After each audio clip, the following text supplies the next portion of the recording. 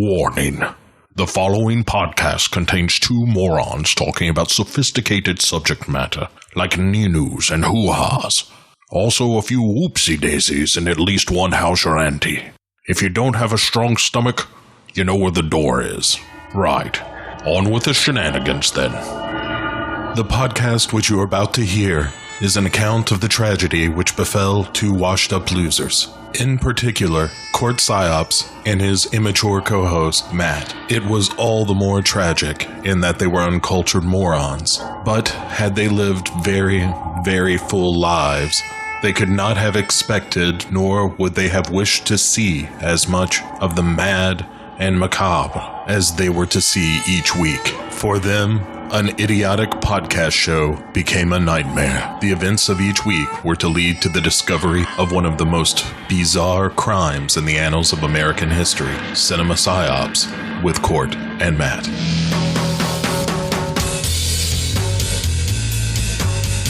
What is PSYOP? PSYOPs for psychological operations is very simply the art of influencing how people feel and think, and ultimately how they behave and what they do. You don't have to defeat the enemy on the battlefield. It's better if you can convince the enemy to do what you want him to do without having to fight him. And that's really the intent behind PSYOP, to convince people to do what you want them to do. So how does PSYOP fit into what's happening now? The 2 points I'd like to make with you and the audience is that, first and foremost, PSYOP saves lives. The second thing I'd like to say, a lot of people have a misconception about PSYOP. They think it's something devious and brainwashing.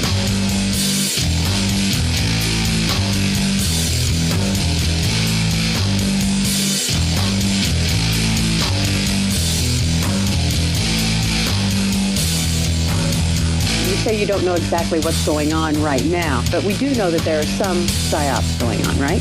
Ma'am, I don't know. CinePsyEP276. And I believe with all of my heart that it is a contributing factor to our juvenile delinquency of today. Why I believe that is because I know how it feels. I know what it does to you. CinePsyEP276. They think it's something devious and brainwashing.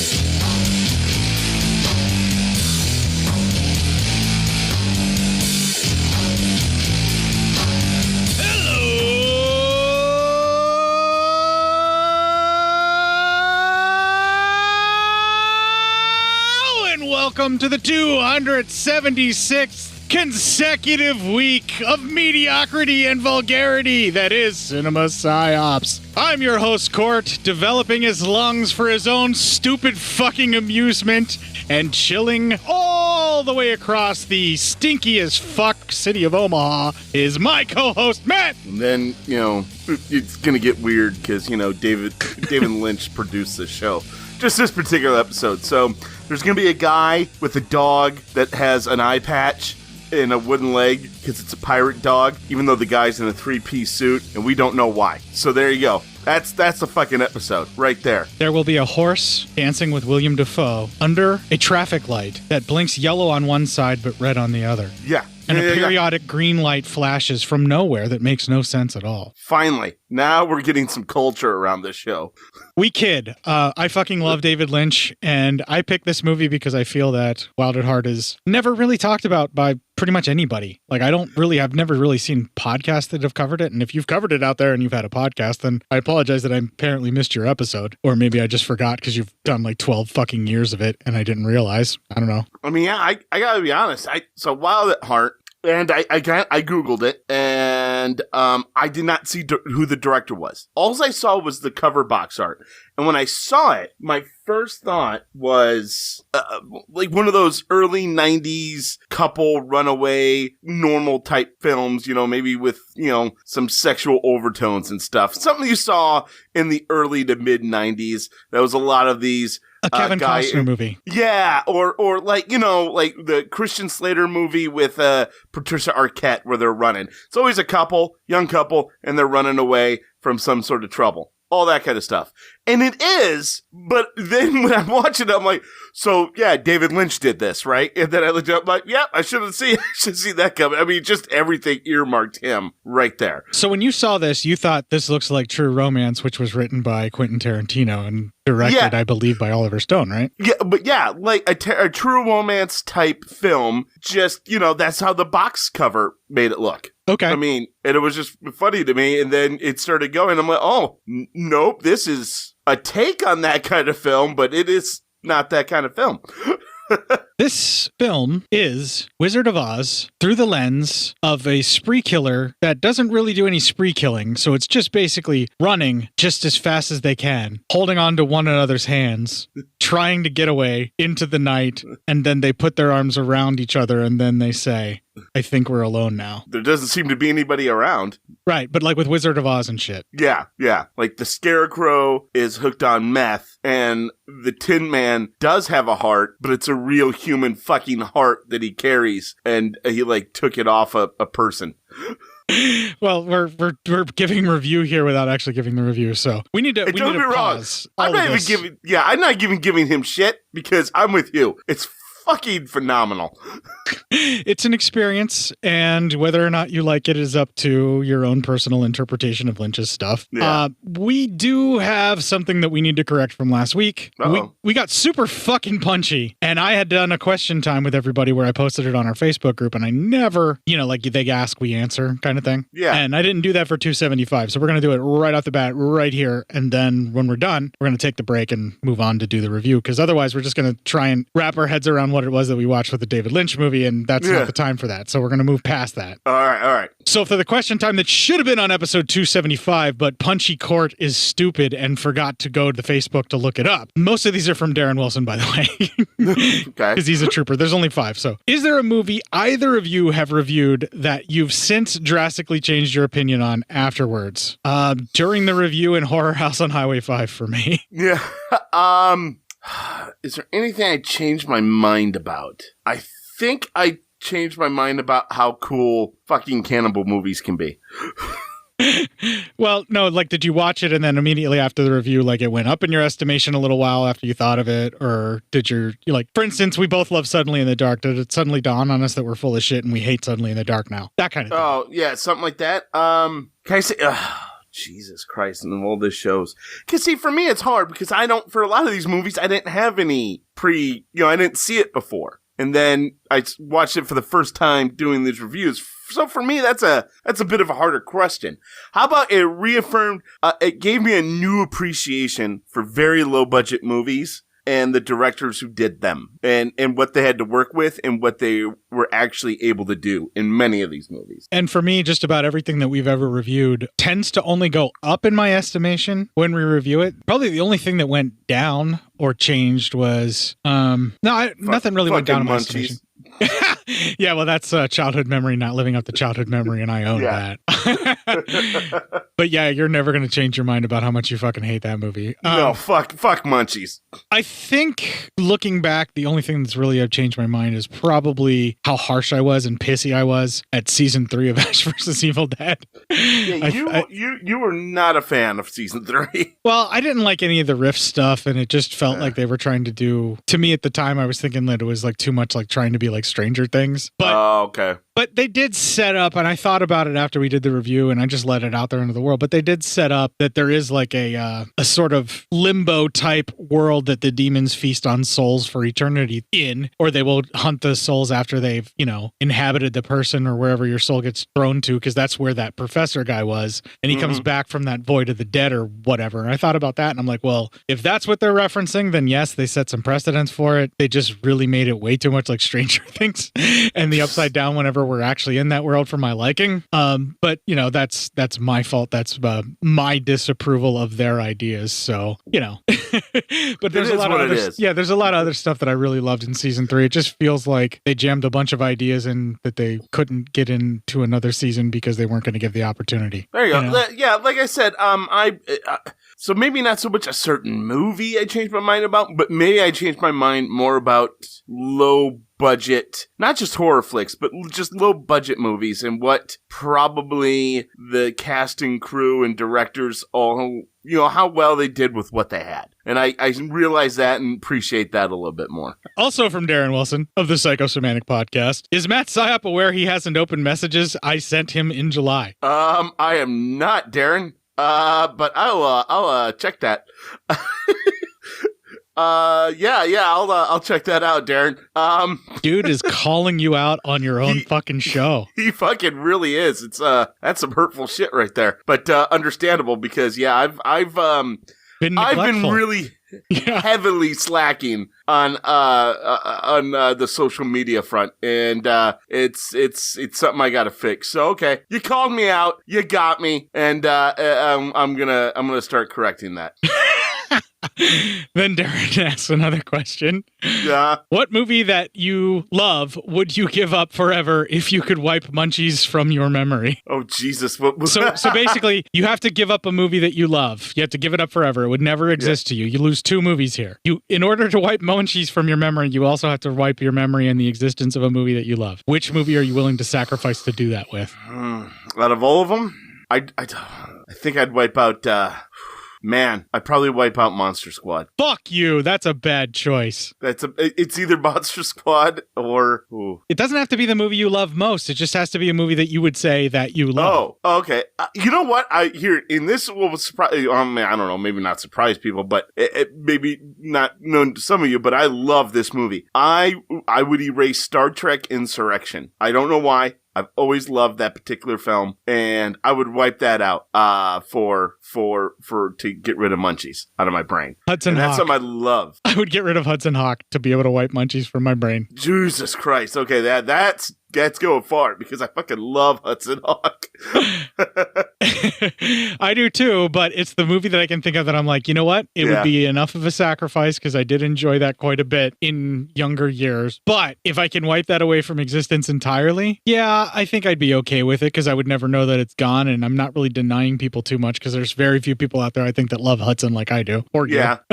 Yeah, and I'm wiping out Star Trek Insurrection, which to a lot of Trekkies, that's one of their least favorite. I don't know why. I particularly love it. I've been in a big Star Trek kick lately too, so I've been watching a lot more Star Trek films. But yeah, I for some reason I loved it, and I always been called out for that, but I'll never apologize for my love of that movie. So I'd get rid of it. I'd take it away. All right. Fancy Mark asks us if you guys could safely see any band right now and not worry about COVID or social distancing, who would it be? So what band have you been craving to see because fucking COVID has denied you? I guess. Shit, that's a good question. I'm not the biggest band seeing live music type person. I can take yours. I can list a bunch of bands. Yeah, you're huge into live music. I'm becoming an old fogey, I think, in my days here. So, you know what? It's probably one band that I couldn't see anymore anyway because the lead singer's dead, and I would have loved to have seen Stone Temple Pilots. But of course, heroin's a hell of a fucking drug. So. Well, if you can't resurrect people from the dead, you could see the latest incarnation of Stone Temple Pilots with whoever they have replacing Scott Weiland. So I would definitely see Pearl Jam. I mean, that would definitely be something I would go see. You are such a 90s guy. I fucking am, dude. What do you want from me, man? I don't know, for you to grow as a person, but I guess that's too much to ask. How fucking dare you? Of course that's too much to ask. I mean, who do you think I am? Well, if I don't have to buy the tickets, I would love really, really good seats to see Queen again, even if it's like the way Adam Lambert performs with them. Even now we can't get Freddie. Like if I have to go with that incarnation, but yes, I would love to see particularly their Live Aid performance. I'll take just the 20 minutes if I could be in that crowd with that music going. That'd be amazing. But that's not the question. You had a lot better answer than me on this one. That's not the question that was asked. The question that was asked is what band, and I would totally pick Queen. It's amazing. The show they put on is so fucking incredible, and Adam Lambert does a really, really good fucking job. And he freely states every concert, and it's been with them long enough. He shouldn't have to say this, but he freely states every concert he's not replacing Freddie. No one ever will. He's just trying to keep the music alive and that kind of thing, Yeah. So that's awesome, man. Them. Yeah, because it was an incredible fucking show. Yeah, I saw them perform on television, and it was really good. And yeah, he seems like he's a great entertainer, and he, just seems like he's just really completely comfortable with where he is with the band, and then he's like, hey, hey, listen, I'm not. Yeah. So that's another great answer. Yeah, but he's been with them long enough. He should stop having to say that. But I think he's always going to have to say that, and that's sad. But anyway, let's move on. Last question: why hasn't Matt done another episode drunk? And then, or has he? Because Matt is terrible on the air drunk. He thinks he's funny when he's not, and I pretty much have forbidden it. Although slightly buzzed Matt or having like a hot toddy when he's sick, I'm fine with, as long as he keeps his shit together. It's really funny. I'm fucking man. I don't know, man. I'm just not drinking as much as I used to. My age is caught up to me. You're also like the reverse Doug Stanhope, though. Like, he's funnier when he's trashed. You're not. Like, you lose your edge. You really do. This is very true. Yeah, I'm not. I'm nowhere near funny when I'm hammered. No. Yeah, you pretty much just call everybody a whore and tell them to shut the fuck up with everything they say. Kinda, yeah. I mean, I'm not a happy drunk. You don't want to be around me. I'm kind of a shit. So. Well, this wasn't to beat up on you that much.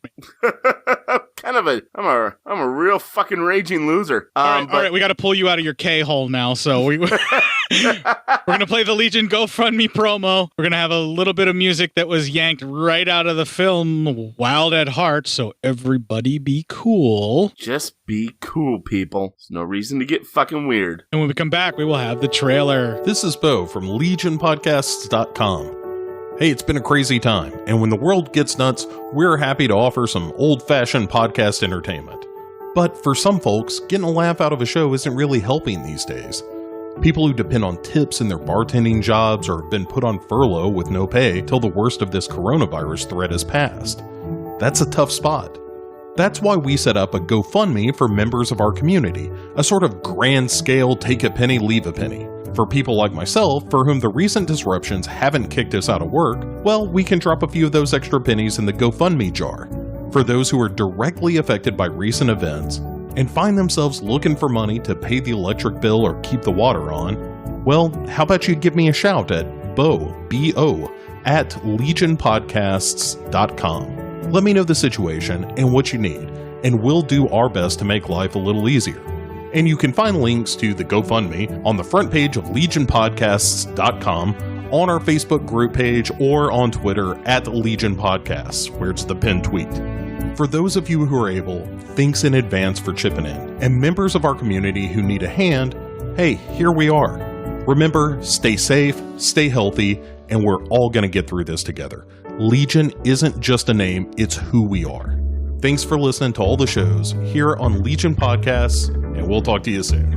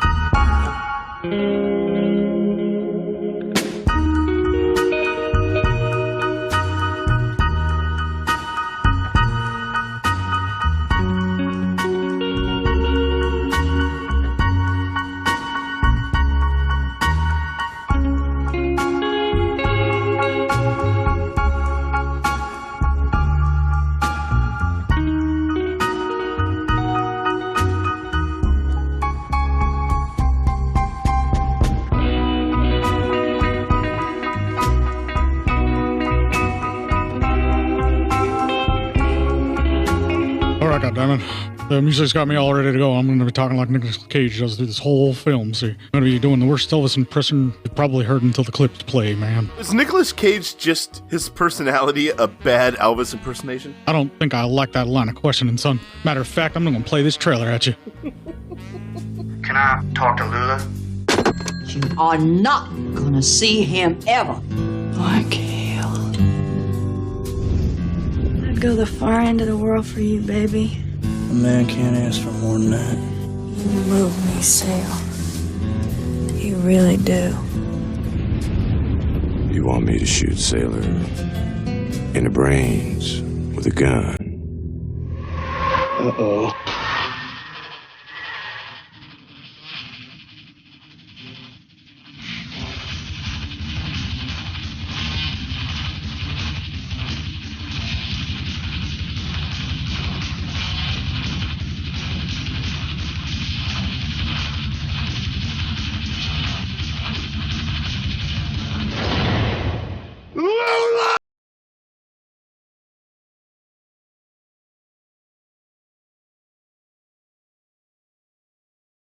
Run me back to the hotel. You got me hotter than Georgia asphalt. This whole world's wild at heart and weird on top. Okay, this trailer perfectly encapsulates the film while telling you absolutely nothing about it, leaving you just as perplexed and confused as the film that we're about to review. Yeah, I mean, listen, if you're really confused right now, just get used to that feeling. Because that's just what you're gonna feel. That's your only feeling. Just continue to breathe normally, and remember, it's just a movie. You will be fine when the review is done. It's only a movie. Nice. All right, Wild at Heart. First 20 minutes. We open up. We are in Cape Fear. See Nick Cage and Laura Dern. They're leaving this place, and another dude stops them. And he takes Nick Cage to the side, tell him that he heard the mom tried to fuck him in the bathroom, and now she's paying him to kill him. And he takes out a knife. So that's Nicolas not true. Cage, that's not true. What? She That's what told I heard. she told the killer that Nicolas Cage tried to fuck her in the bathroom. Oh, yeah. And she was so disgusted by that she is paying him to kill Nicolas Cage. Yes. Yes. Well, Nick Cage ends up beating the ever-living fuck out of him and bashing into his head till his brains fall out of his head. He literally beats the man to death. Yeah, he literally beats a man to death. It's a pretty cool fucking effect, too. It's really quite gross.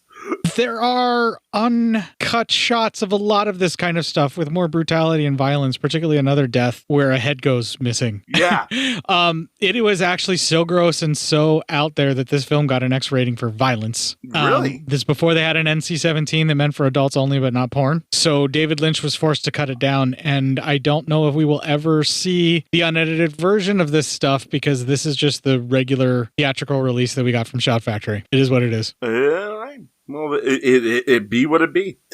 And considering that got an R rating, and remember how fucking violent that was. Yeah.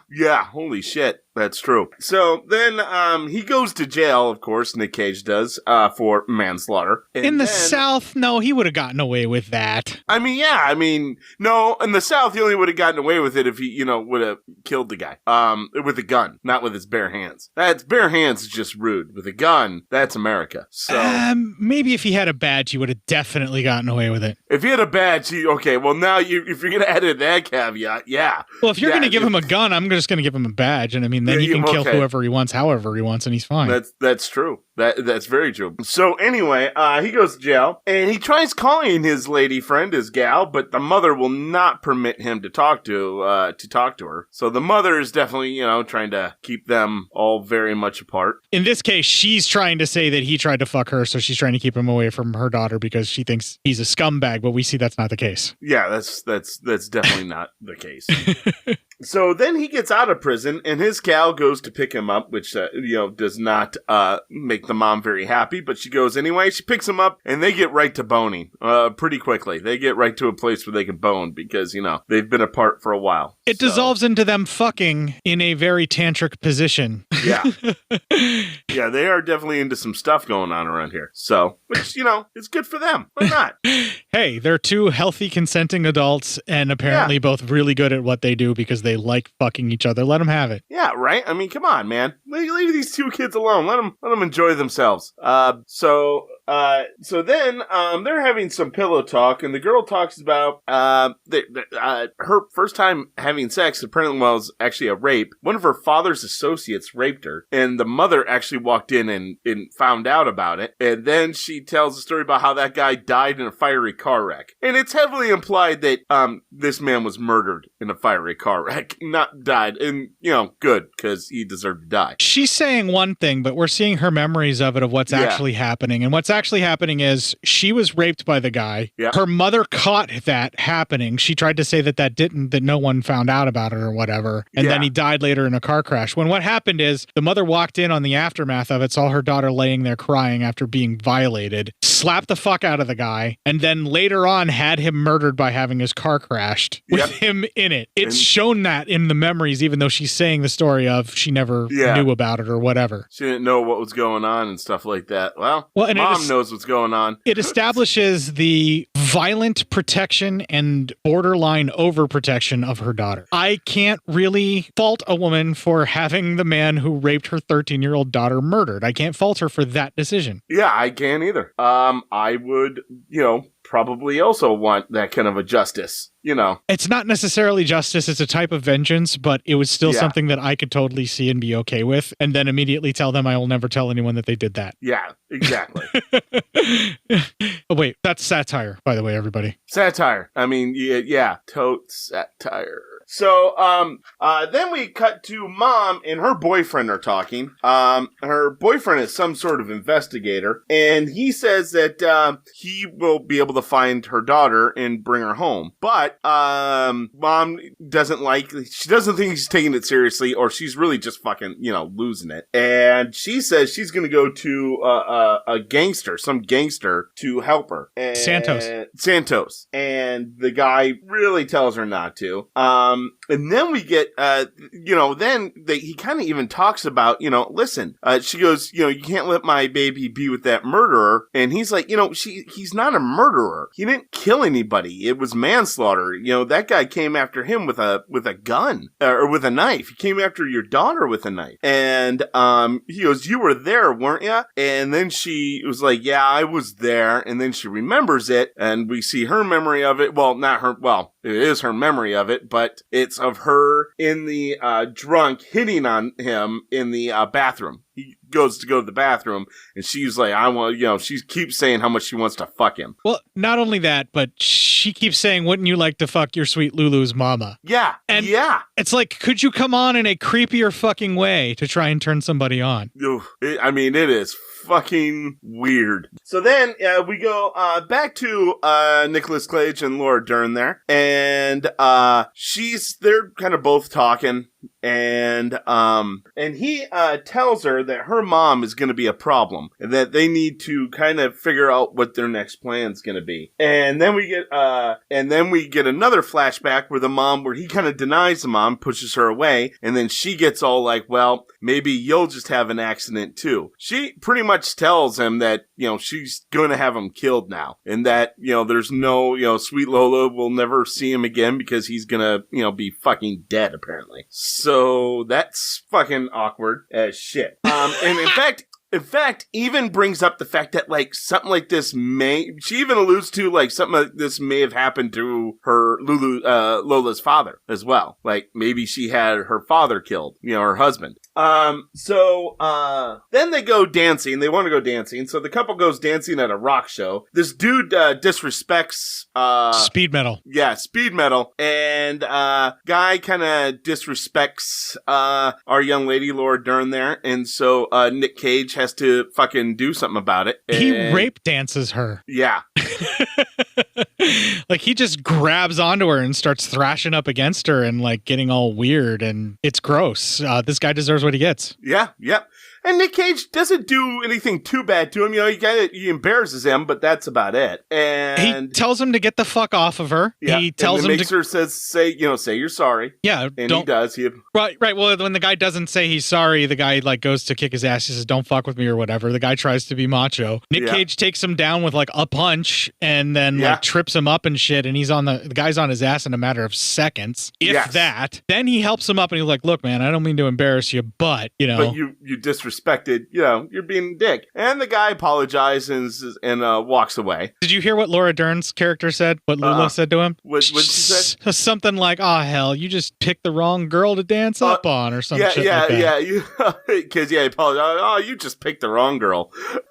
Which diminishes what he was doing that wasn't right in the way that he was treating her. People get really fucking greasy on Laura Dern's character, and I think she's just been taught to just like accept that it's supposed to be her fault. And that's fucked up. But I wanted to point out that she actually says that it's really not his fault. She completely dismisses what he did that was wrong, just saying that he just picked the wrong girl. No, you picked the wrong person because you didn't have consent with what you did, and it was very sexual the way you were dancing up on her. You deserve to have your ass handed to you. Yeah, you just went up on somebody thinking that you have all right to their body, which is fucking horrendous and very, very wrong. Right, but I just wanted to point that out, that I feel like because of what happened to Laura Dern, she hasn't been able to grow from that victimhood state at this point in her life. Yeah. Like she's still... You know, you're probably exactly right. There's a lot of trauma there. Right. And I'm not saying victimhood and not like she's playing the victim or like she's doing this for attention or anything like that. Like, I mean, she's in repeat patterns from being victimized. She's stuck in that repeat pattern. And she probably has severe PTSD from all this that she has not properly dealt with yet, because again, this is also in the 90s, so, you know. And we also need to kind of talk about it. Her character is hypersexualized, which can be a tendency of someone that is trying to recuperate from a sexual trauma. Yes. To own their own body and be in control and make the decisions overtly so with it. That does kind of happen, so maybe that's what's going on with her character. That could be. This is all kind of apparent at this scene in the club, because not only the way she's dancing, but also the way that she reacts to a guy that dances up on her like that. And the fact that she's with a man that would literally rip someone limb from limb for doing something like that to her. Yes. And then just laughing it all off. Like, hey, you know, it's no big deal. Whatever. And, you know, no, that's a pretty big deal. Yeah. It needs to be brought up and it needs to be discussed, because this is all stuff that we're going to have to be digging into for the analyzation. And I'll stop it there. I just wanted to point out that that's my line of thinking for her character. And I have more for Nicolas Cage's, but that hasn't been revealed just yet. Yes. In fact, it's a good thing we kind of did all that talking, because that was the end of that 20 minutes. So that was the opening 20 minutes of the film. Okay. Yeah. Well, we did pretty much all the analyzation stuff that we needed to do for that as well. Let's move to the next 20 minutes. That was Kismet, right? Yes. So, we start out the next 20 minutes, more bony. They're having some more sex. Can we talk about the eroticism of this real quick? Yeah, go ahead, man. It's like a bonathon. Break it down for me. It's like a bonathon. Like you would get a training montage, you're getting a bonathon montage. And which I would suppose what would happen if you were in prison for a few years and, you know, didn't get to see your lady friend. Homeboy's backed up and he's got a deal. Yeah. Yeah. And, gauging on how strong they feel that they're in love for each other, I would not be shocked if Laura Dern's character remained celibate for him. Yeah, it very well could have, yeah. It could have been a thing. It might have been an unspoken thing. The film doesn't really say that. But they are, in this sequence, having sex like not only they're making up for lost time, but they have so little time to get it done in. Yes. Like, well, maybe it helps with the fragility of the situation. They have they've seen their time get taken away from them instantaneously and for years. So now it's like you never know when you're going to get another shot at that. That's absolutely true. Yeah. The way that they also film this, that very desperate need to physically consummate your love for each other that they put on film, the way that they capture that puts a lot of the like Red Shoe Diaries late night cable 90s sex scene stuff to shame. And big time. I'm wondering like how much more graphic this would have gotten in an unrated version that probably existed but got rated X and chopped up. Oh gee, yeah, I don't know, man. I saw a lot more Laura Dern than I ever thought I was going to see. So, dude, I watched it on my projector and I saw a lot more of Nicolas Cage than I thought I ever wanted to see. I mean, yeah, all of that seems they definitely had some things going on. Well, you have two very beautiful bodies. This is probably them in their best shape, both of them. Probably. I mean, they're probably just rolling around in the hay together, doing all of these erotic, like sexual exploitative stuff, and some of it gets pretty damn violent. There's one scene where she's got her in a fucking headlock and they're going at it doggy style, and it looks really fucking brutal, but like she seems really into it. Yeah, there is a scene where he's like really going to Pound Town. And, right. Population you, bro, I guess. I don't know, man. But like it's some really intense stuff that they put in there, and you just basically get this feedback loop of intensity with this film. Like you don't really get anything let up. There's never really any like moments that you just get to breathe. No, it's always going there. I mean, it's always there's always something going on. But we got to keep going. I'm sorry. Yeah, no, you're fine. Then, while they're kind of have some pillow talk, she asks why he didn't sing, because he sang her a song also during that day. After the guy disrespected her, I should have said, and he set him straight, he also sang her a song. Okay, another thing we got to talk about again. Jesus, everything we're going to have to talk about.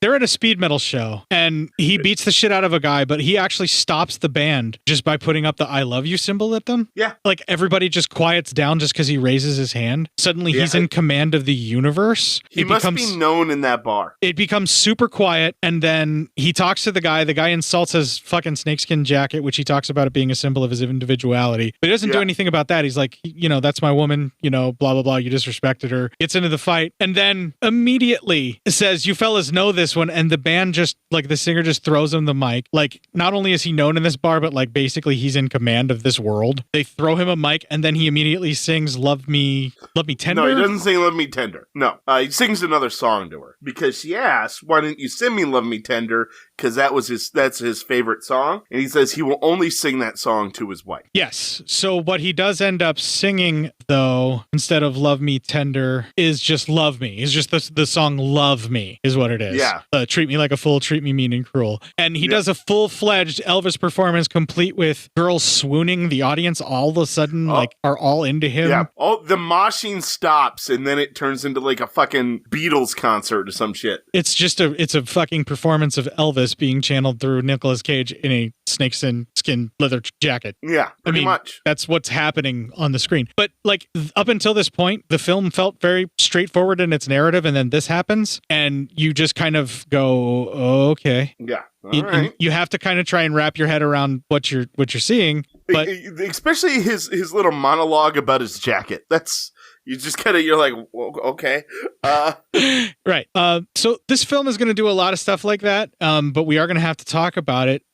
And what we think that actually represents in some way, shape, or form, I think. But like, basically, I just feel like this dude is hallucinating when I'm watching this. Like, I just think these two are just in their own fucking world and thinking everything's about them. That he started a fight at a fucking show, beat the shit out of the guy, then sang Love Me to his girl, and the rest of the world stopped for them, but that's not what's actually happening. They were getting thrown out of the bar right after that. Probably. Like, he probably didn't sound that good when he sang Love Me. Right. Like they were probably hammered or whatever, and this is what they think happened, but not actually what happened. That's how I've always looked at it. I know. I kind of like that. Yeah, that's nice. Like that they're just out of their head, and these are their little fantasy world things that are happening because they're fucking also pretty crazy. They're both mentally disturbed. Yeah, well, that's a fact. Well, anyway, the pillow talk continues, and that's our first clip. Sailor baby, you ever think something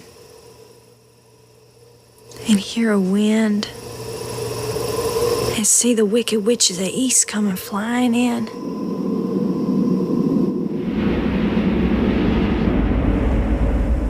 I really did miss your mom while I was out at PD, baby. The rest of you too, of course, but the way your head works is God's own private mystery.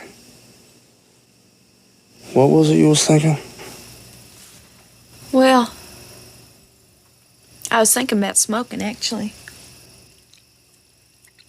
My mama smokes Merritt's now. Used to be she smoked Viceroys. I started stealing them from her in about 6th grade. When'd you start smoking, Sal? I guess I started smoking when I was about 4. My mom was already dead then from lung cancer. What brand did she smoke? Marlboros, same as me. Guess both my mama and my daddy died of smoke or alcohol-related illness. Gee, Sal, honey, I'm sorry. It's okay, honey. I didn't hardly used to see them anyways. I didn't have much parental guidance. The public defender kept saying that at my parole hearing. He was a good old boy. Stood by me. I'd stand by you, Sal. Through anything. Hell, Peanut. You stuck by me after I planted Barbary Lemon. A man can't ask for more than that. You move me, Sal. You really do. You mark me the deepest.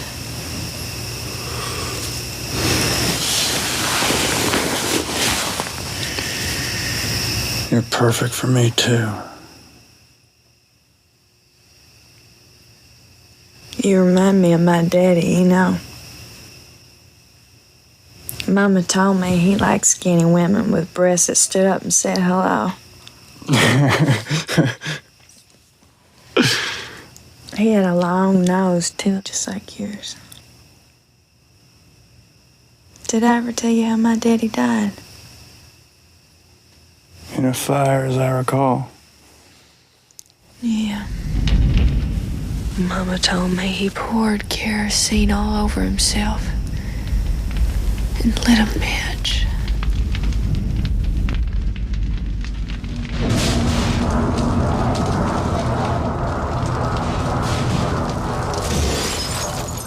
That was a year before I met you. We can see there's some problems there. He started smoking when he was 4. All right.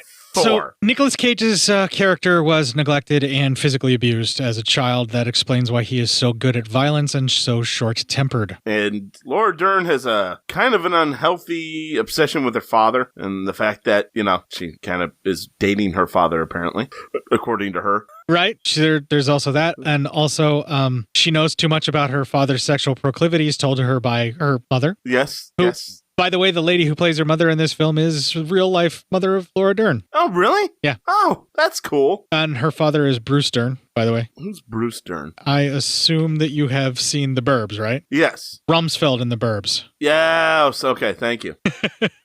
You're welcome. I knew that was the shortest way to get the explanation, too. Yeah, I love The Burbs. So, yeah, good job. Yeah, the actress who plays her mother is named Diane Ladd, and who's actually her real mother in real life. Would you say also, just based on what we hear in that first clip, that both Sailor and Lula are stuck in a immature state, like where they're not fully grown mentally, like they seem as though they have preteen mindsets stuck in their head? Definitely. Okay. Definitely. Yeah. So they're both pretty regressed people, and she's almost infantilized in some cases, where she's almost like a completely helpless child, like a toddler in some ways. Sometimes her character is like that. Yep. You're exactly right. They are both very, they both mentally stop maturing far too early. But that's quite normal coming out of abusive households that they're both coming out of. Yes, he was definitely neglected, and it's hinted at that he was physically abused as well. Yeah. Yeah. She was obviously sexually assaulted and possibly could have been further sexually abused in some way, shape, or form. We don't know. She has a fixation sexually on her deceased father, who killed himself, and her mother obsessively controls every aspect of her life and apparently fucks all of her boyfriends against their will. Or at least tries. Yeah. It's easy to see why these are very heavily damaged people. Yes, it is very easy to see that. They are not doing well. This is a feel-good movie for Thanksgiving, Matt. It really is. It makes you give thanks for a lot of stuff. Mostly not living their lives. Exactly. So then the mom's boyfriend calls her, and she is freaking out. He says he's heading to New Orleans, that he's tracked them, that they have gone, that he believes they're heading to New Orleans. So he's going there. She's freaking out like he's not actually doing anything. She's lost her godforsaken mind. She is just fucking out of it. Is this where she starts eating her fucking makeup and shit? Not quite yet, but we're getting there. Okay. That's coming up very soon. But yeah, that's fucking This is where she weird, spontaneously starts rubbing her face on stuff and smearing off the makeup that was currently on. Yes. That is, there you go. That's where we're at. And God, Diane Ladd just fucking goes for it, doesn't she? She really does. I mean, some of David Lynch's stuff, the way he directs is, as an actor, you somewhat overact. She does it. But for some reason, in his movies, it just fucking works. Where it would seem like really shitty and stuff and other things, in David Lynch movies, it fucking works. Because he knows how to use surrealism. Yes, there you go. There you go. That would be the best way to put that. Then we cut to the couple is very much driving. They're getting ready to leave town. So he's very right. Then the mom, she has a meeting with Santos, and she asks him to help, but he says if he helps her to kill Sailor, then he gets to kill her current boyfriend. And while she's bothered by that, he's like, unfortunately, I have to do this. He can cause us a lot of problems. And she's like, no, don't. And he's like, don't worry about it. And he leaves. So she's just kind of like, no, wait. She already thinks she's kind of fucked up there. So then we see Santos. He calls another man who is sitting on a toilet while a topless girl is dancing. He says he has a problem, and the man says that's fine, he'll help. Just slide $2 silver into his coin slot, and then a note as well as to what the problems are. So I mean, this is fucking awkward and a half. So anyway, see here. So he does so. You all of a sudden see this mail slot, and then you see 2 coins drop in there with the note. So he does all this. This man, his name is Mr. Reindeer, and he calls 2 hit people to get the job done. We see we are now in New Orleans, and the couple is, of course, boning because, listen, once you get into New Orleans, it's time to get crazy. And if you're not going to get crazy, well, I don't know what the fuck you're doing then in New Orleans. It's wrong. Okay. I don't know. Fuck, I don't know. It's fucking, what is it, Vegas or something? I don't know. Whatever happens anywhere is always going to leave someplace because the fucking internet. So, then they head out to a nice little club, and then this guy comes and talks to him in a very David Lynch style. This guy comes talking, and he's got like a helium voice. Just his voice sounds like he's just taking a shit ton of helium. And yeah, I mean, that's what it sounds like. And so it's just one of those weird David Lynch moments where the main characters meet these weird characters that have really no basis on the story. They're just almost there for like entertainment purposes. I don't believe that's the case. Oh, really? Yeah.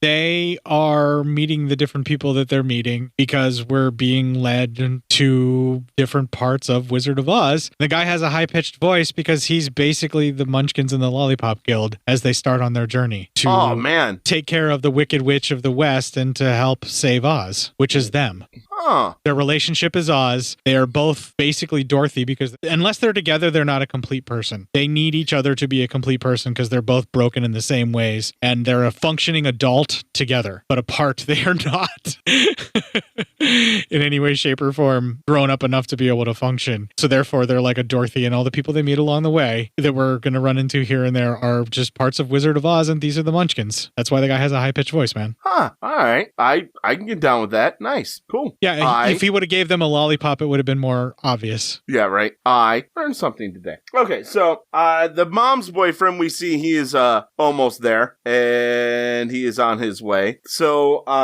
then the mom calls Santos.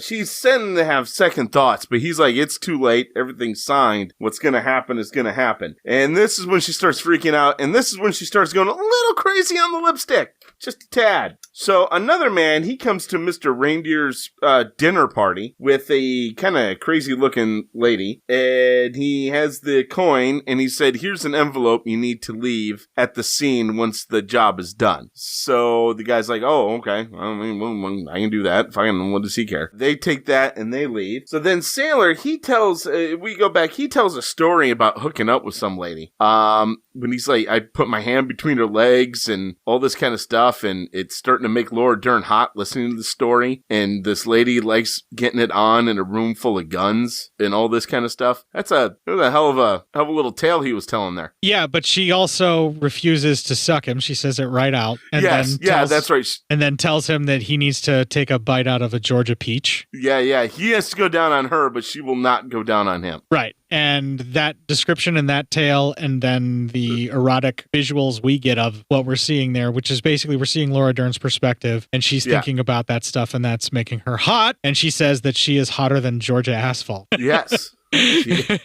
I'm hotter than Georgia asphalt. Well, that just made me sick. Thanks. You're welcome. I'm glad I could help. So anyway, I was turned on thinking about Laura Dern getting all hot for that story, and now it's ruined.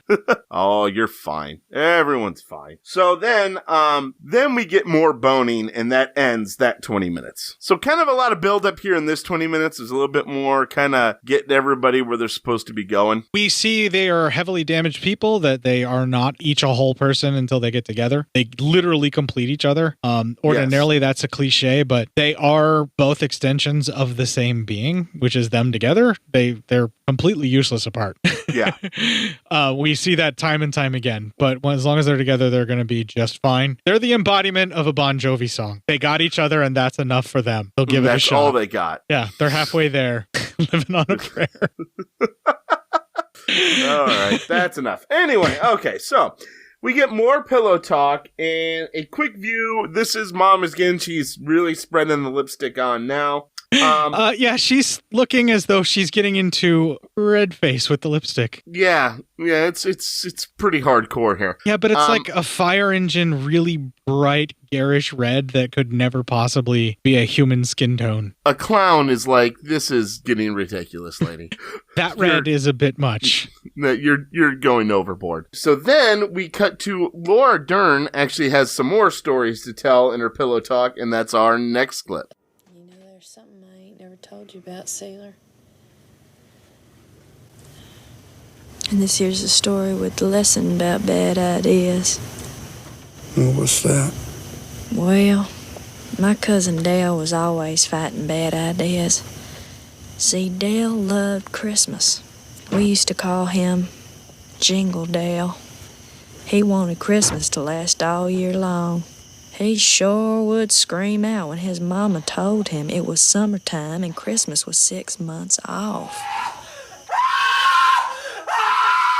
And also, he would say that he felt those men with black rubber gloves was following him around. Dale said that trust and the spirit of Christmas was destroyed by ideas being controlled by aliens wearing black gloves. These aliens would get Dale to do all kinds of things. Then he'd carry on about the weather. Talk about how rain falls controlled by aliens living on Earth.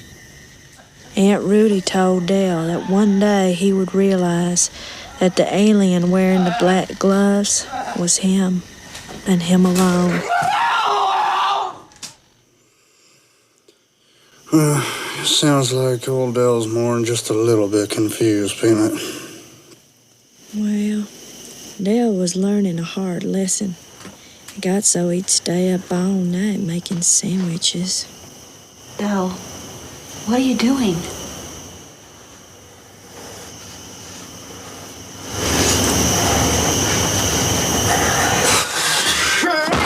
I'm making my lunch! Mama told me, Aunt Rudy, that's Dale's mama, found cockroaches in Dale's underwear. One time, she found Dale putting one big cockroach right on his anus. Hell, Peanut.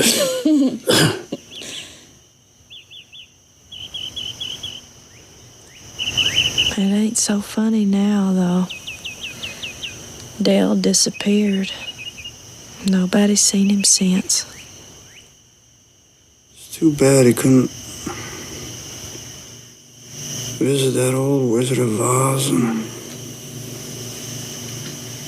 get some good advice. Too bad we all can't, baby. Man, it's always good to get a good Crispin Glover. Is it though? Is it? I mean, sometimes. That is fucking Right? nightmare fuel. We see that mental illness runs in her family clearly, and like severe chemical imbalance, like schizophrenia type mental illness runs in her family. Yeah. Oh, yeah. I mean, they definitely got problems. Yeah, like it's not, I mean, after seeing the way that her mother is behaving, clearly her mother was passing as okay and holding it together because of all the power she exerted over her daughter. And she has gone completely around the bend now that she cannot control her daughter. Yeah. And this story about her fucking cousin, who is played by Crispin Glover, I don't need to explain anything else, frankly. He's insane as well. Oh, yeah. He's a fucking nut. But, I mean, fun, right? I mean... Yeah, the Santa Claus thing was fucking creepy as shit. Crispin Glover terrifies me in this. Yeah, and he should. He's fucking terrifying. He's Crispin Glover. He's got severe mental problems because he's Crispin Glover. Okay, so then Mom calls her boyfriend, And this is where her face is now completely and totally covered with lipstick. I mean, her face is red. She looks like Brother Love from WWF days. She definitely looks like Brother Love. It is horrific. She's losing her mind, which seemingly, I guess, is running in the family, mental illness. So she tells him that she did a bad thing, but she cannot tell him over the phone what she did. She needs to see him in person. So she's going to be coming down to New Orleans. And he goes, when she gets down there, she'll tell him what she did, and then she's going to help find her daughter. And they'll find her together. And then she goes and she throws up.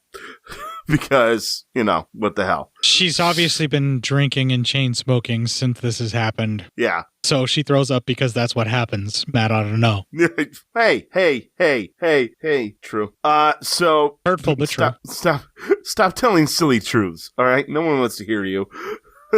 All right, so the couple then they get gas, and this is kind of funny, cute little scene. She's dancing for some guy, an old guy who's just kind of sitting there, enjoying the show. She's just dancing around and stuff. So you're kind of like, that's kind of adorable. That's nice. And then she asks Sailor if he would like her to drive for a bit, and he agrees because he's getting really tired. So she's like, yeah, no problem, I'll drive. And as she's driving, the radio is nothing but death, like people having sex with corpses, people eating people, a whole bunch of fucking just bad shit. And it's all on the news, and I don't see what's wrong with any of these actions that are being described. Well, they bother her a lot, and she pulls over to the side of the road, and she's like, you need to find music for me right now. Find some music. You got to find something. And so very, very childish in the way that she's stomping around and demanding it. She's very like, infantile. oh my God, just stomping in a freaking,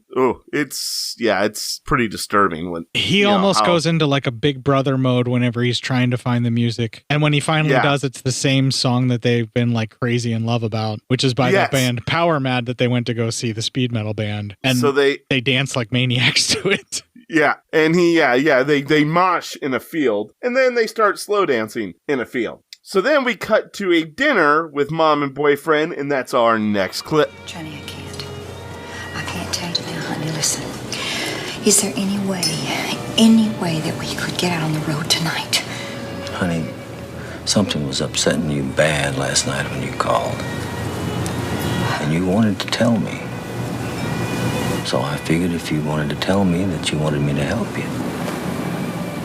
I did. Oh, I did. But that was last night. Right now, I need your help, and we have to find Lula before it's too late. Honey, I have to ask you something. Okay. Is Santos involved in this in any way? Hell no. You think that I would do something like that without coming to talk to you first? I'm sorry, honey. Goddamn Buczynski, son of a bitch. Who, Uncle Pooch? Yeah, Uncle Pooch, the son of a bitch that introduced Santos to you and Clyde. Johnny, that's all the past. Right now, what you and I have to do, we have to think about our future, sugar. You mean that? You bet your sweet ass I do. Gosh. Did I tell you how great it was to see you again? Just about 5 times, that's all. Oh,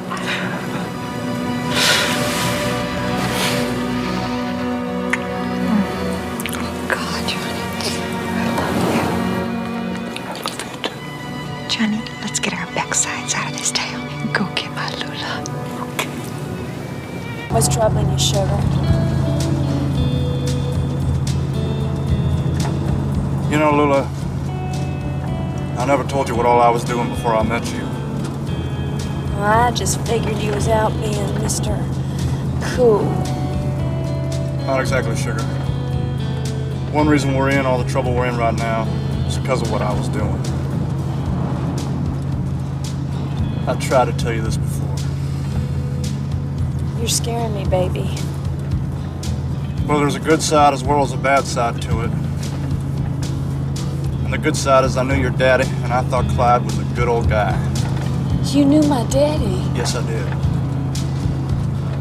I sure did. The bad side of it is I did some driving for a man named Marcelo Santos. Oh, shit. I quit working for him, but just before I did, I ended up one night at a house. I didn't know it then, but it was your house. I don't know what it is they all think I saw that night, but I was just sitting out in the car till the whole place went up in flames. Oh, God, Sailor. That's the night my sweet daddy died. I know, sugar. Some big secret you been carrying, Sail. We all got a secret side, baby. Hope you don't think I've been lying to you about other things. Wow.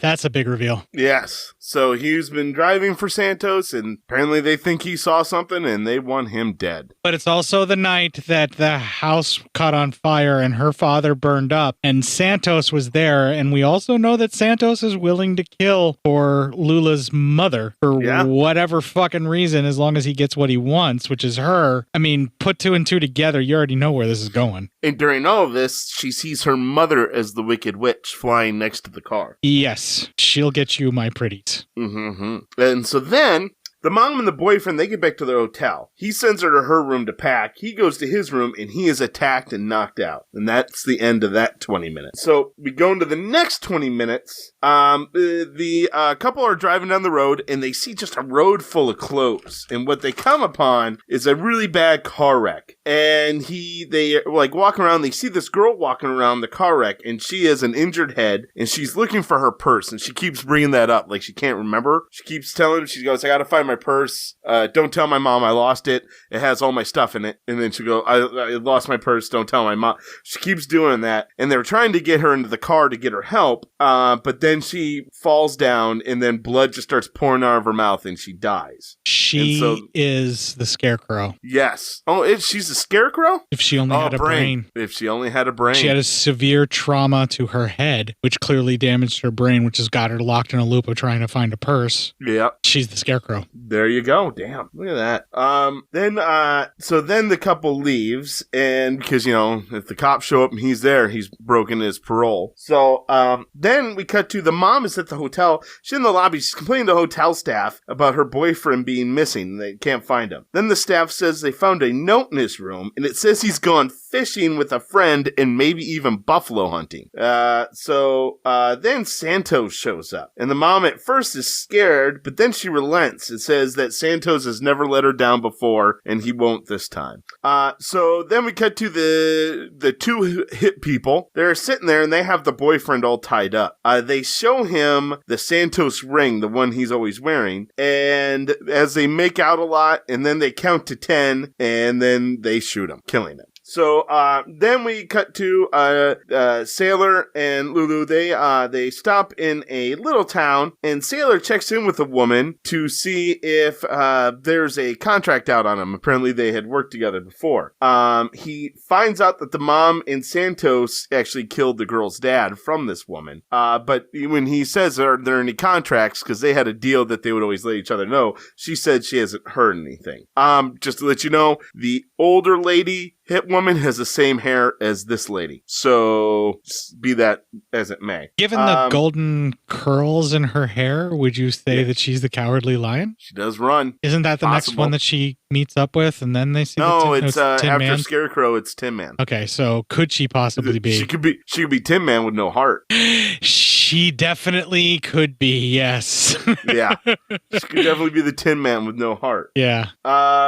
So they go back to a room. He goes back to the hotel room they got, the motel room, and she had thrown up. Couldn't find the toilet, was on the floor. She says she has car sickness and asks if they can stay for a couple days, just to let her settle. And he says, yes, of course. Later on that night, they're hanging out in the motel courtyard with some weird folks, and what the fuck? That's our next clip. Robert Brenton and two passengers, William Reese and Julie Day, were killed when his car went off the road on Highway 118. Robert Brenton, that dumb fuck! That stupid shit.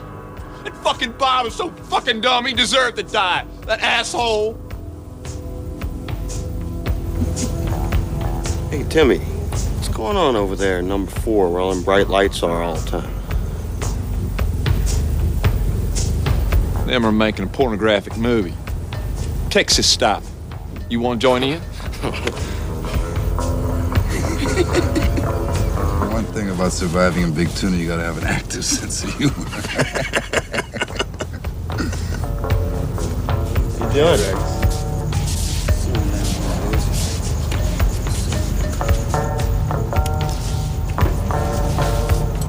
This here's Bosey Spool. We call him Double-Out Spool. Man, there's a rocket scientist.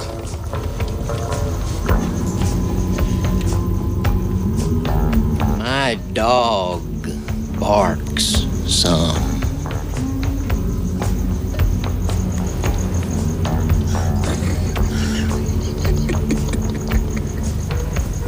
Mentally, you picture my dog, but I have not told you the type dog which I have. Perhaps you might even picture Toto from The Wizard of Oz.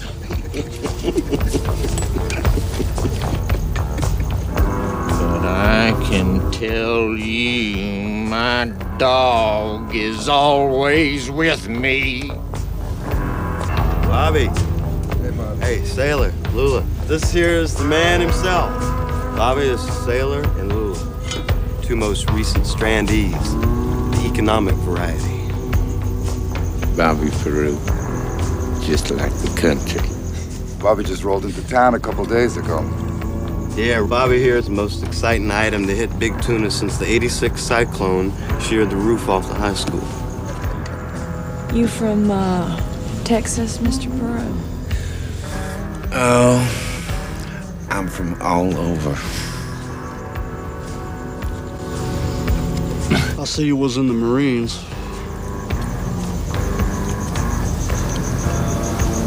For years. Bobby was at Chow Ben. What's Chow Ben? How old are you? 20.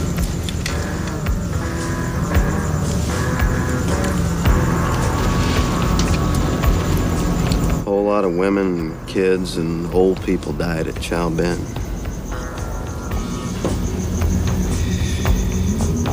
You was on a ship, partner. Pretty hard to make contact with the people when you're out floating in the fucking Gulf of Tonkin. Come on, Bobby. Have yourself another glass of Jack. Okay? Don't mind if I fucking do. Speaking of Jack, One-Eyed Jack's yearning to go a-peeping in a seafood store. Okay, there's a barrage of that guy and that lady actors in that scene, like a shit ton of them. But this whole film has a bunch of these fucking actors that we could name off that are beloved cult or character actors. Like, we haven't even really talked about how Harry Dean Stanton is the boyfriend. Yeah. Like, fucking it all. Yeah. We haven't even really brought it up because there's just so much stuff being thrown at us. I mean, Sherilyn Fenn, I didn't even talk about how much I fucking enamored with Cheryl Fenn. I'm just so in love with that actress, and we didn't even bring her up. David Patrick Kelly was one of the thugs that shot the guy in the back of the head. Actually, he's the one that shot the guy in the back of the fucking head. He's fucking T-Bird. You know, he was the original Firebug guy in The Longest Yard. Like, there's so many fucking actors in this. Fucking Strabo was the hotel guy. Strabo from The Whole 10 Yards was the hotel guy talking about the accident. The guy who played Buddy was he's a character actor who's done a ton of stuff. The one that I know him the most for, there's 2 movies. Constantine, he was the monk who drank himself to death because he couldn't deal with the horrid visions that he had. He almost always plays mentally ill people in some way, shape, or form because he's so fucking good at it. Devil's Candy, he was the guy that had to keep playing metal guitar to keep the voices out, and when he couldn't, he had to kill for them in the Devil's Candy. And then obviously Identity is like the role that like I love the most from that guy. His name is Pruitt Taylor Vince. I had to look him up. And then fucking 00 Spool, who tells this crazy, weird fucking story. That's Jack Nance. That's fucking Eraserhead, man. Oh, yeah. Yeah. Well, I mean, there's a lot in this scene to unpack. Then we get a bunch of plus-size ladies who run out and are nude and dancing. They're the ones making the adult film that's happening in 4, Texas style. An older gentleman and a younger gentleman just kind of walking the grounds. And then, of course, the strangest thing out of all of that, Bobby. Yeah, William Dafoe walks up, like that's his intro, is like these ladies that are in what I'm assuming is plus-size porn because they said it's Texas style, so everything's bigger in Texas, right? I guess that's must be. That's the reference he was making. And they are larger and lovely ladies. And then fucking Bobby, William Dafoe's character, walks out, and he just walks out like a thing out of hell. Like he just slithers out of the desert like a monster. Yeah. It's horrifying. It's awesome. I mean, just that being his entrance is the most William Dafoe thing I've ever seen in my life. I feel like somebody slipped me a 10 strip by this point in the movie because I'm like, what the fuck am I seeing? And then there's just the old guy and his young companion who... Does he have a leash on him?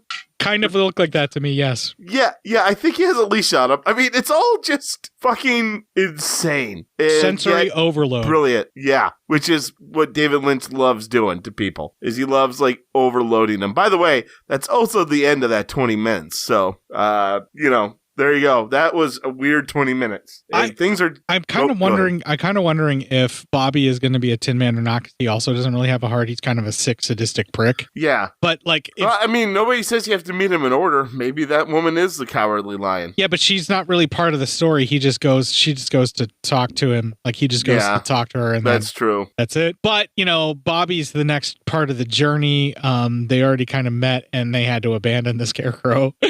Yeah.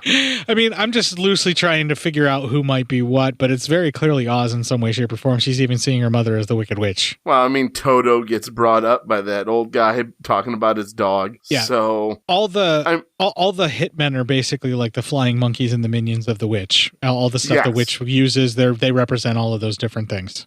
Yeah.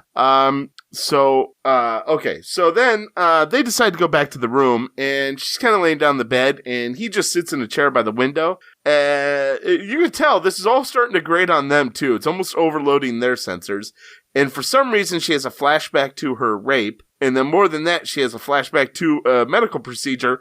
Is she getting an abortion there? Yes. What's basically happening is she's realizing why she feels so queasy. She's realizing why everything doesn't feel right because she's felt this way before and she had to get an abortion, and that's her brain putting it together that she is pregnant. Yes. Because she's remembering when the last time this happened and she had to get an abortion because of the rape. Well, she tells him that she has something to tell him, but she can't say it, so she's going to write it down. She writes it down, and it does in fact say, "I'm pregnant." So he says he's cool with that. And he's cool with all of it. And she then says, but she's not so sure she's cool with it. But she also says, no offense, baby, but I'm not sure. Yeah. And it's nothing to do with him, but more about the world in general being the state that it's in. So, they kind of just sit there in silence a little bit, but he's a very forward-thinking man. So he's like, hey, it's her body. So it's her choice on that. So, well, he does basically say that he will be with her either way. Yeah. Whatever the decision she makes, he's going to be with her to support her with it. He does say something to that effect. Exactly. So, I mean, you're like, okay, well, I mean, that's good. I mean, other than the fact that he's a horrendously violent dude that's very quick to anger, he's actually quite a loving and wonderful man. Yeah, I mean, especially to her, which is maybe the most important part there. Yeah, as long as you're respectful around him, he's not going to fuck you up. But man, if you're fucking asking for it, he's going to knock you down. He hangs out with all these weird people, and he's not violent to any one of them. As long as you're not a shithead to him, it seems that he'll be pretty cool to you. And even that, if you're a shithead to him, he seems like he's okay with to a point. Yeah, you really have to, I think, really cross a line for him to get pissed. I mean, let's remember, he beat a guy to death, but that guy was trying to kill him. And told him he was paid to do it. Yeah, so I mean, maybe we should start giving Sailor a break on this one. It's like, yeah, okay. Yeah, he has some violence, but I mean... Yeah, but the fact that he beat a man to death with his bare hands still terrifies me about him. That's the point. You're supposed to still be afraid of him. Well, sometimes things happen. His propensity for violence is supposed to make you weary. He has a propensity for violence. So, I'm sorry I use words you have to look up immediately. No. I didn't have to look anything up. I can't look up things that fast online. I'm not that good. So the next day, Weird Bobby shows up and he says he needs to use their toilet.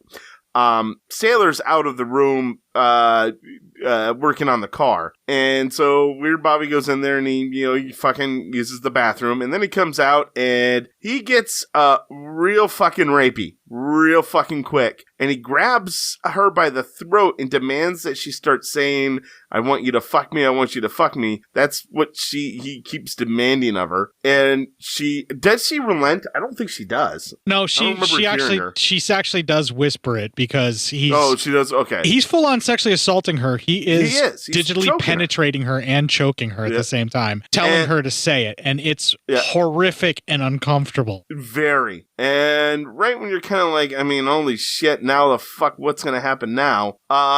He lets her go and says, well, I can't right now because I'm busy. Because he laughs and leaves. That's because he finally got her to say, I want you to fuck me or something along those lines. And immediately after she said it, he made that joke and walked off just so he could make her feel like shit because he's a piece of fucking garbage. Yes, to all of that. He is definitely a piece of human garbage. So then he goes and he sees, after he leaves, she understandably starts bawling her fucking eyes out because she was just sexually assaulted by a fucking creep. And she's obviously not over the first time that she was sexually assaulted or even been able to deal with it in any way, shape, or form. They've just covered it up and got all southern about it and told her to have the vapors about it or some shit.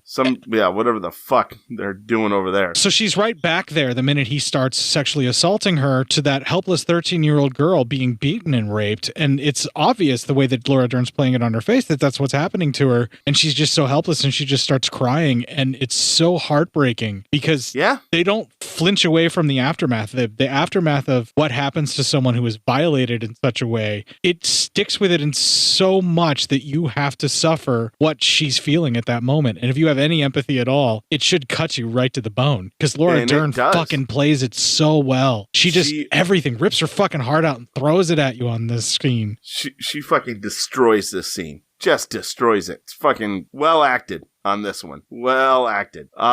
So Bobby then he goes to Sailor and he asks him to head out for a beer with him. And Sailor agrees to go have a beer because, of course, Sailor has no fucking clue what Bobby's just done. Dude, the fucking balls this guy has to fucking sexually assault this woman and then immediately go off to her beau and take him out for a drink. What the sheer fuck? Fucking hubris of this asshole is unfucking believable. Yeah, disgusting. Gross as shit. Don't like it. No, sir, I don't like it. We then join them having a beer, and that is our next clip. I've been studying a situation over in Lobo. Take 2 men to handle it.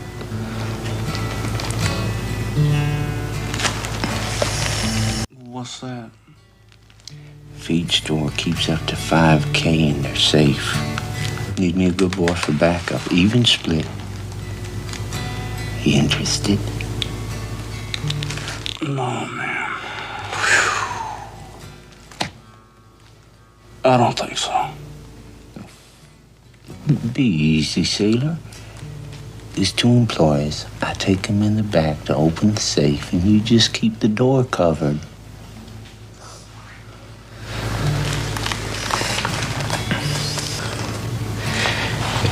You ain't planning on raising a family in the Big Tuna, are you? Wait a minute.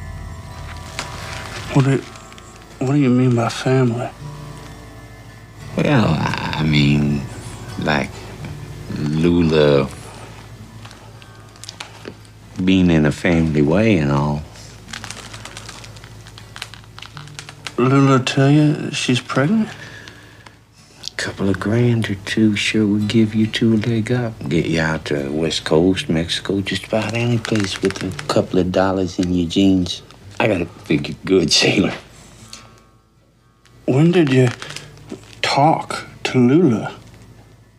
I talked to her this afternoon. When you was out.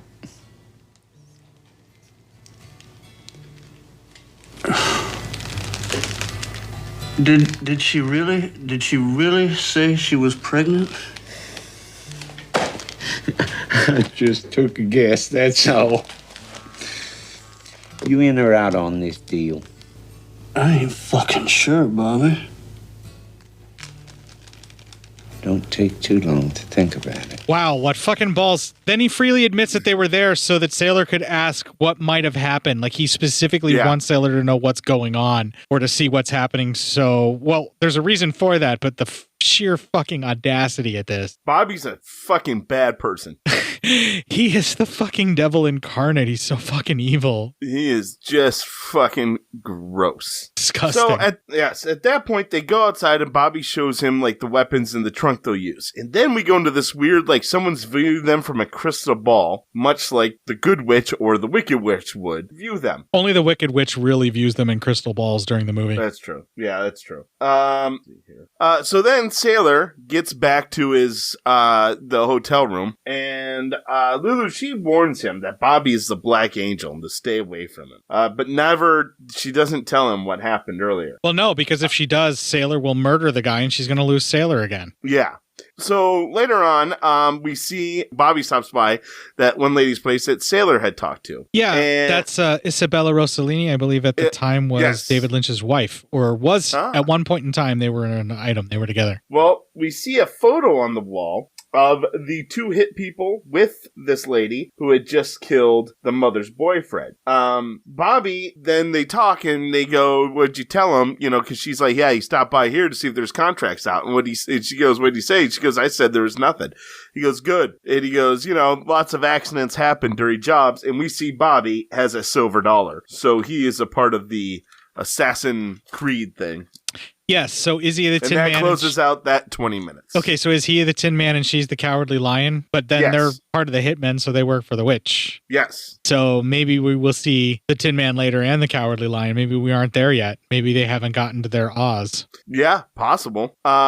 So that's that 20 minutes. We're going now into the final 20. Bobby drives up and he's with that lady.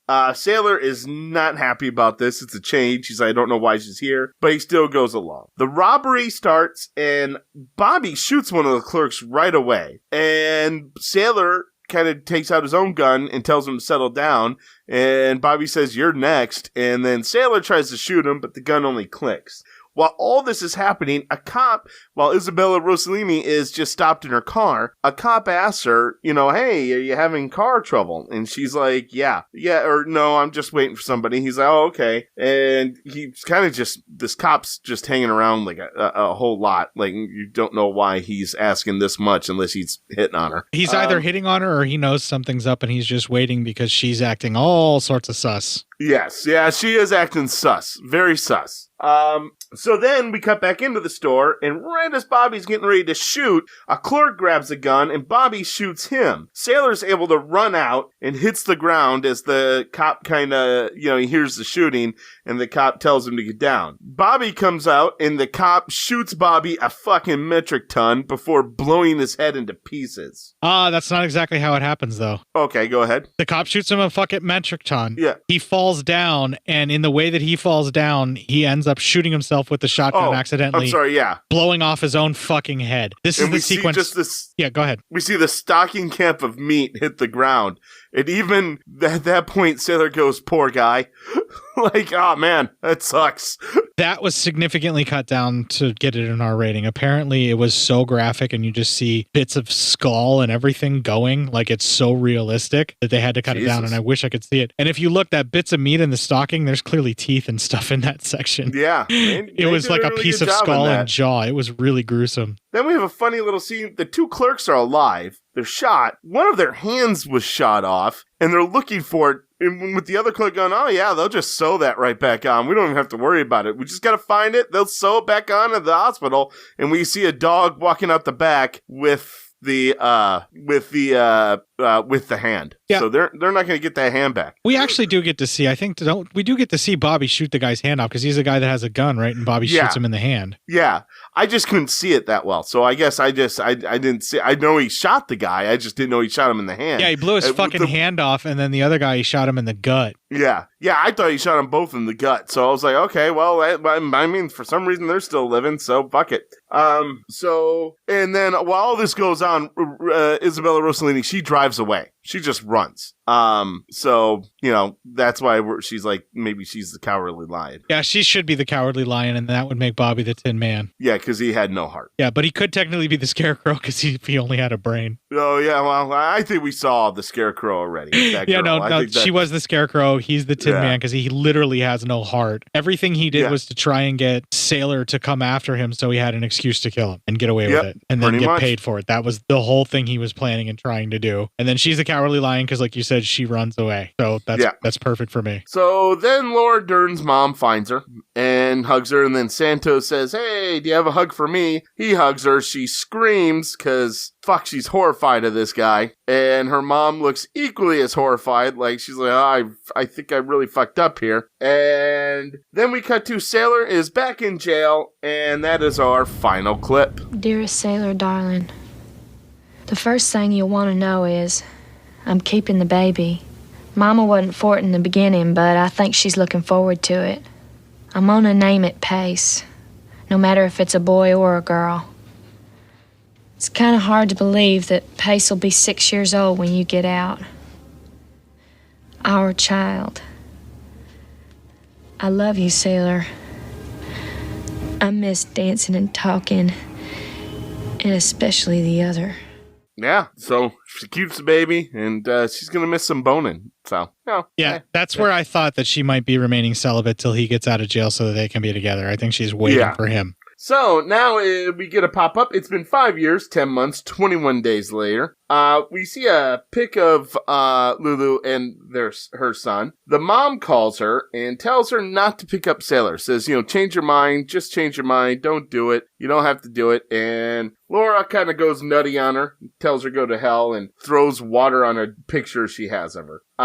Driving there, they see an accident and a dude just laying there dying. And she tells her son to get, down so he doesn't have to see that. Did you recognize Pace? Did he ring any bells for you, or did you think you've seen him in anything before? Not that I could tell. Okay, it was bugging the shit out of me. I was trying to figure it out, like, for fucking ever. Why do I know this little kid? What's so familiar about him? He is Lloyd Dobler's nephew, Jason, in Say Anything. He's the little man who screams, Kia. It's the same actor. Huh. All right, then. Way to go. Yeah. It was bugging me like the whole time I was watching the movie, and like I had to look it up, and that's how I figured out what it was that I was recognizing him from. Oh, nice. So, well, they pick him up, and while driving back, Laura has to pull over. She's having a lot of issues with him being back. It's almost like she's having a hard time accepting it. Sailor decides that maybe it's just best that he leaves them there and doesn't go like with them anywhere.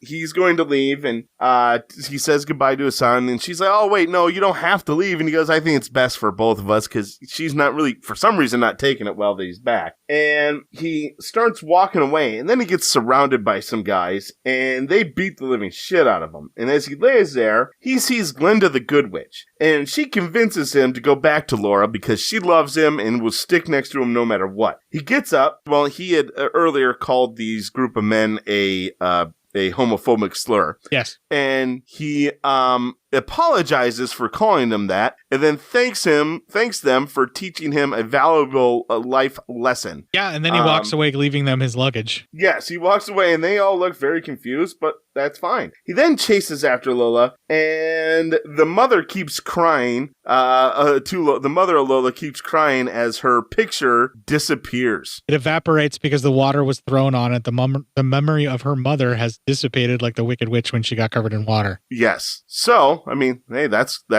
good. The Wicked Witch is dead. Which old witch? The ding dong, the wicked, the stupid witch. No, I don't. He gets caught up with them, or he chases after Lola. He catches up. He finds her in traffic. They make out and start kissing. They are back together, happier than ever. Yay, everyone. And as the credits roll, he sings her "Love Me Tender," which lets us know he plans on marrying her. Roll credits.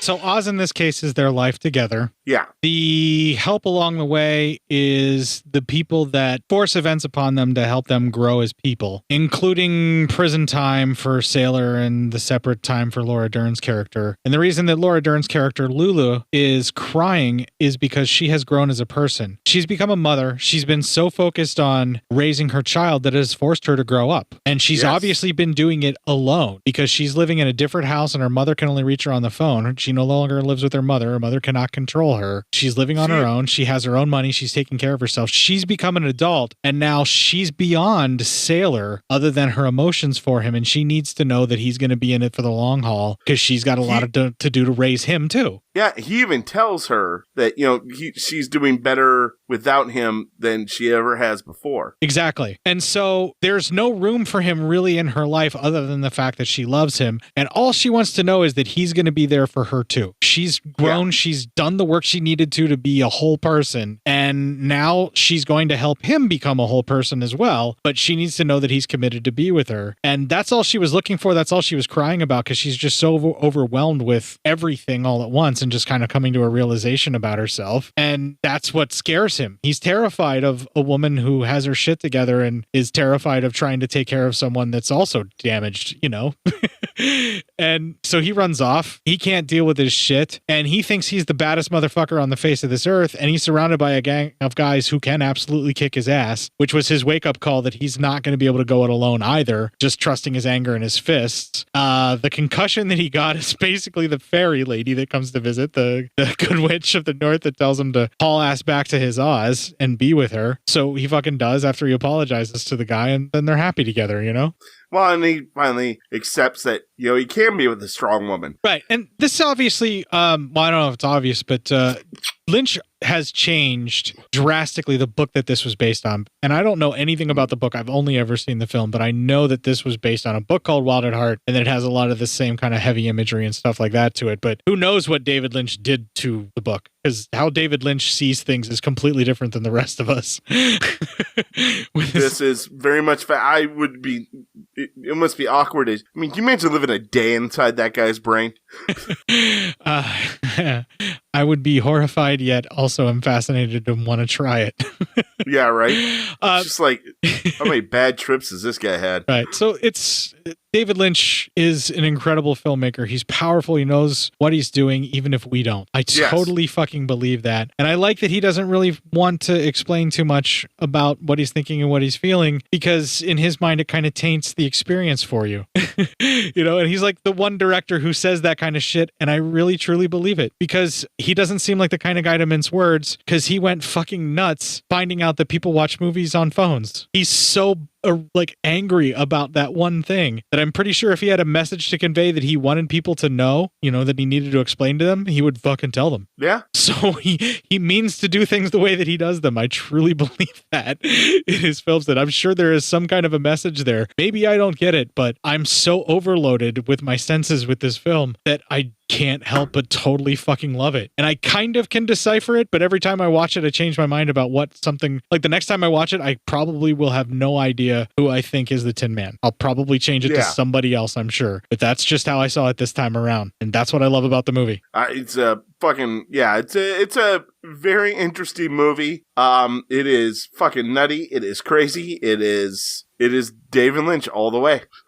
100%. Well, yeah. I would like to do some psyop news because it's been a really long time since we've done some. So let's do some a quick story, and then we will close out the show. Okay. Word up. All right, we're gonna take a little break here. We're gonna play a brand new to us this time around promo because I'm switching things out. Question mark apostrophe. I can't understand punctuation. We're gonna have some more music that I stole right out of the film, and when we come back, we will do some psyop top news. Are you having trouble keeping up with the ebbs and flows of modern geekery? Is the real world holding you back from knowing what is happening in the geeky world? To answer these and other personal problems brought in by your friends, gaming group, and loved ones, Geek Radio Daily presents daily informational sessions brought to you by the wonderful Billy Flynn, the Flynnstress, and podcasting's Rich Sigfred. They contain such helpful segments as history, geek birthdays, box office results, the latest in DVD and Blu-ray, video game and comic releases. Why, they also have a Sweekly show hosted by the wonderful Billy Flynn and the Flynnstress, which includes interviews and commentary.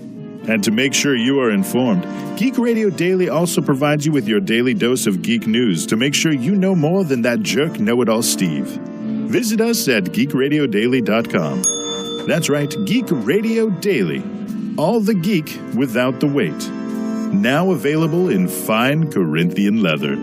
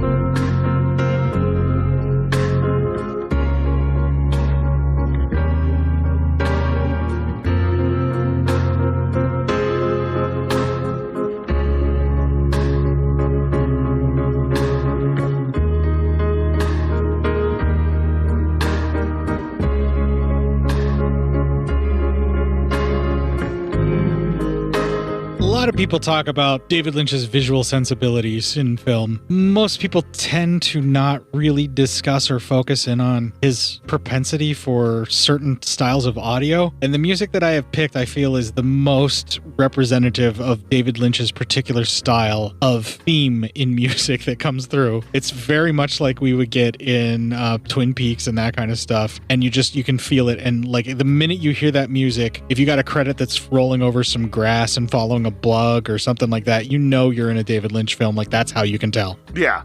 All right. Okay, I know. You want to go. You want to get done. So give me some PsyOp news.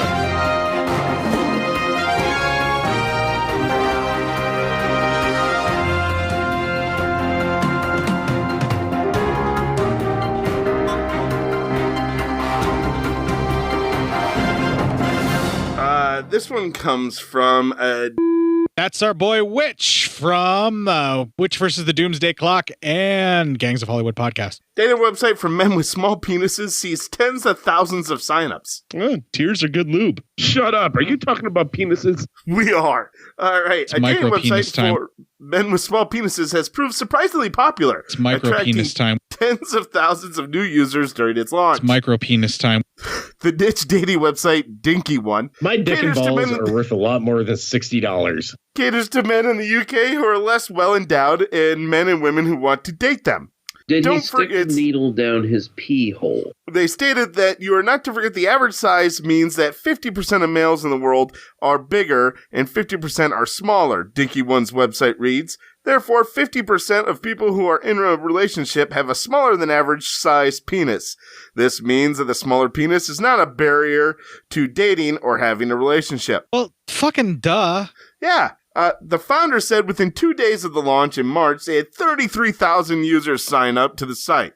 According to the Daily Mail, about a fifth of those were men who identified as gay or bi, but the site is open for all genders and sexualities. I'm taking another dick.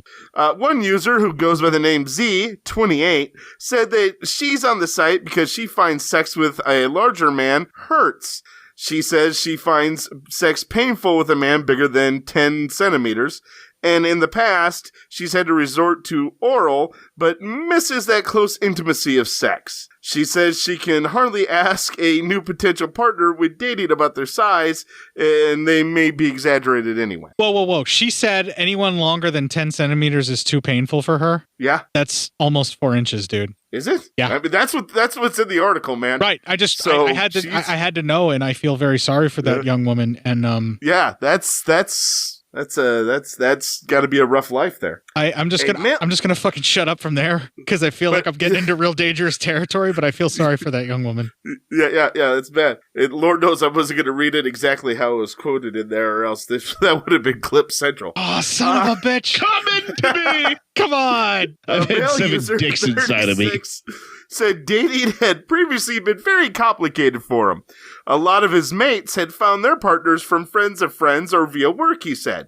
Imagine the situation when one of these relationships fails. She's likely to mention the size of his, member to his friends, and then gossip spreads, he said. He said it was better to date online where everyone knows in advance. Well, that makes sense. I mean, instead of being humiliated by having somebody like say a bunch of shit and airing out your personal business, just fucking own it and take it out front. Take the power from it. Exactly.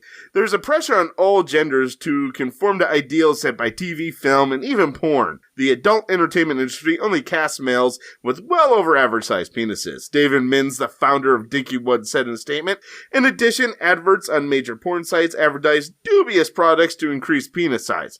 All of this makes a man already insecure about his size and even more self-conscious. Well, yeah, Some men are big. That's not the thing that should be fucking defining you. I mean... No, it shouldn't, but, they're just trying to help. I know, I get it. I actually really like where this article is taking it, and now I feel like a shit for trying to make any jokes about it and have fun with it. Because have fun with it. You know what? People get to have fun. Yeah, and I'm proud of these fucking guys for coming out and just taking it and just saying, hey, this is the case, this is what's going on, this is who I am, fucking deal with it and love me for who I am. That's awesome. This is who I am. Yeah. Some men are big, some average, and some below average. Dinkywood lets smaller men date people outside their circle of friends with the safety that everyone using the site is fully aware. Members can focus on shared interests and go on with dating. News.com.au contacted Dinkywood for a comment. So then they got it. So there you go. So maybe a little bright spot in the darkness that was 2020. Got a site for everyone. There's a little something for everyone out there in the world. And you guys, you just got to look. But there's a little something for everyone out there. The world's a lot smaller with the internet now. There's something out there for everyone. Yeah. You don't have to sit in a fucking basement and spew out a bunch of bullshit and put it out as a podcast, making yourself feel better by denigrating somebody else. No, that's something for everyone. See, there's something for everyone. You can do that. That is your something you found. Oh, cool. So as long as you're the victim, we're good? Well, I mean, anybody can be your victim. Oh, everybody keep that in mind. We're going to play the ending Legion promo. We're going to have a little bit more music straight out of Wild at Heart. When we come back, we will close out this fucking show. If you enjoyed this show, then make sure you check out the other great shows on the Legion Podcast Network, like Cinema Psyops, Cinema Beef, Devour the Podcast, Duncan and Bo Come Correct, Exploding Heads Horror Movie Podcast, Friday the 13th, Get Slayed, The Hellming Power Hour, Hello, This is the Doom Show, Hero Hero Ghost Show, Kill the Cast, Underwater Kaiju from Outer Space, Jerry Hates Action, Legion After Dark, Mental Health, Obsessive Cinema, Discourse, Pick 6 Movies, the podcast by The Cemetery, the podcast on Haunted Hill, the Psychosemantic Podcast, Rick Radio, House of Wax, Dude Looks Like the 80s, Rabbit and Red Radio, the Shadecast, Short Bus Cinema, 2 Drink Minimum Commentaries, the VD Clinic, Who Will Survive Horror Podcast, and Witch vs. the Doomsday Clock. With such a wide spread of shows, there is guaranteed to be a niche for you to fall in love with. Horror, politics, movies, books, sex, music, commentaries, health, video games, kaiju, action, news, comedy, and opinions that would most likely get you killed in some parts of the world. We are proud to bring you some of the best podcasting in the world. Check us out at www.legionpodcast.com, iTunes, Spotify, Stitcher, YouTube, and any other dark corner of the internet where podcasts can be found.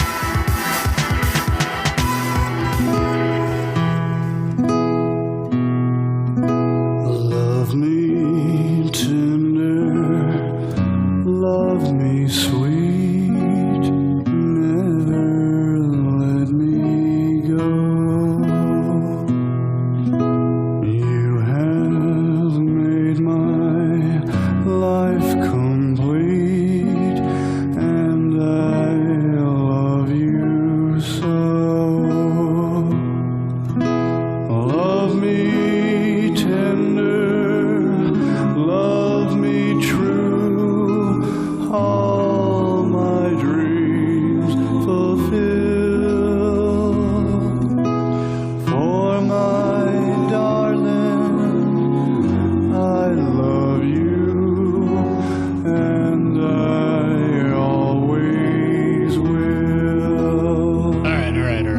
can't take any more of that. Thank you. No, well, I actually think that he did quite a decent job with singing the Elvis tune. I think he put his heart and soul into that, and I'm not gonna just like belittle him for it or anything. It's just that is way too slow. We're both punchy. This has been a long fucking episode, and we've had enough. We gotta move on. It's a longer movie. Yeah, you're in for a higher quality movie when it's above an hour and a half. Not necessarily. The length of time does not make it a good film because I've seen plenty of long fucking shit. Okay, I'm just saying recently. How about that? Oh, yeah? Well, maybe with what we're covering, but I mean, the sequel that was made of I Spit on Your Grave is 2.5 fucking hours of torment. Oh, fuck. Okay. Oh, no, you're right. All right. I'm not saying it was all movies. I was just saying recently. How about that?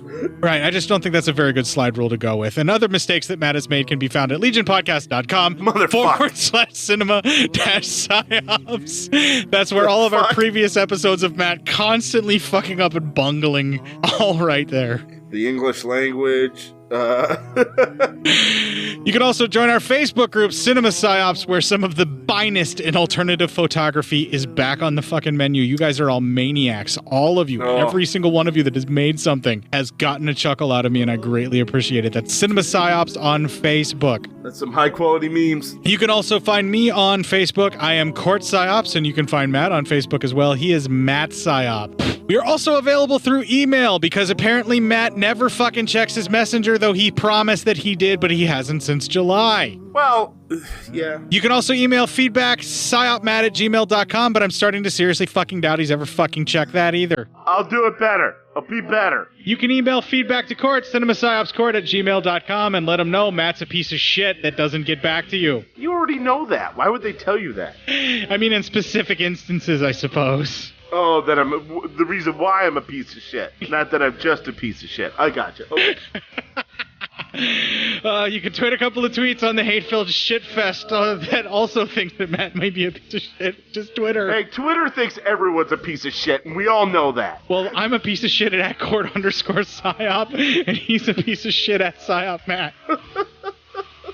You can also follow us on Instagram and see all the pieces of shit I post there. Yeah, because you are a piece of shit. It's cinema_psyops on the Instagram. I am fucking done. I am fucking boiled in the brain. I got nothing left. There's nothing to do. So just like Nicolas Cage's character, kick the fuck out of this week and make it your bitch.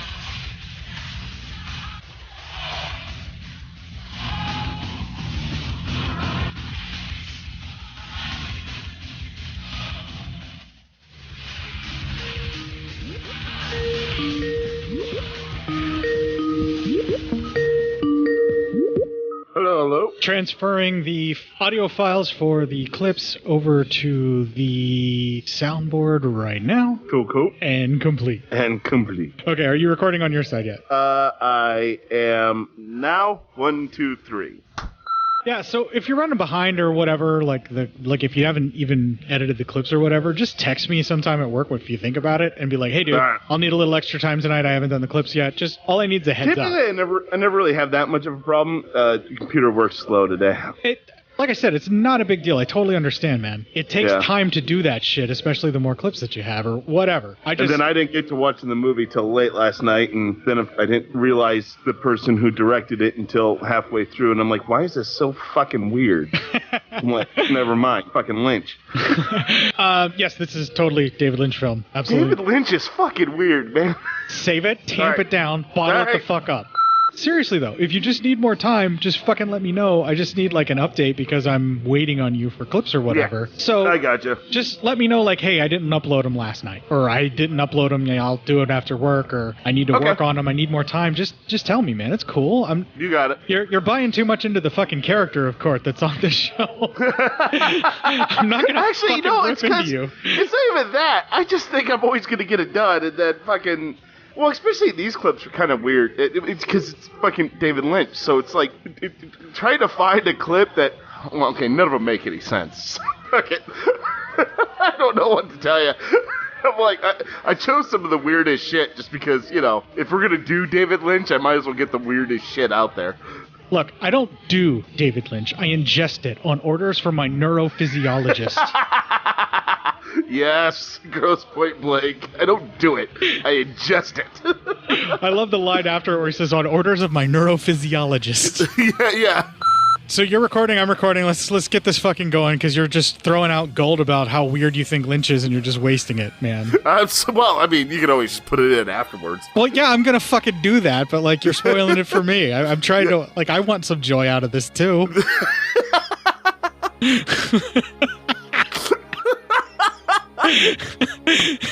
Now I know what your wife feels like, and we're gonna start the show. Ah! Oh, this one is finish chewing your ice first, Cort. Nobody needs to hear you chew ice on the air. Supposed to suck it. Clip?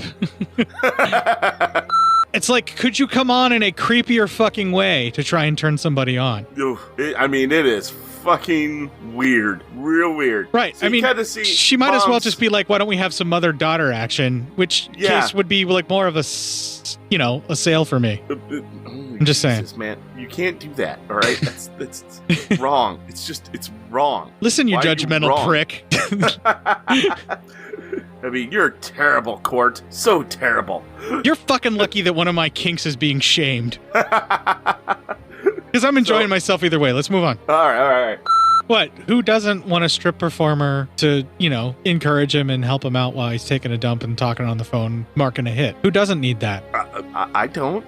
Wow, man. I mean, you are so fucking uptight. Just fucking repressed. Seriously.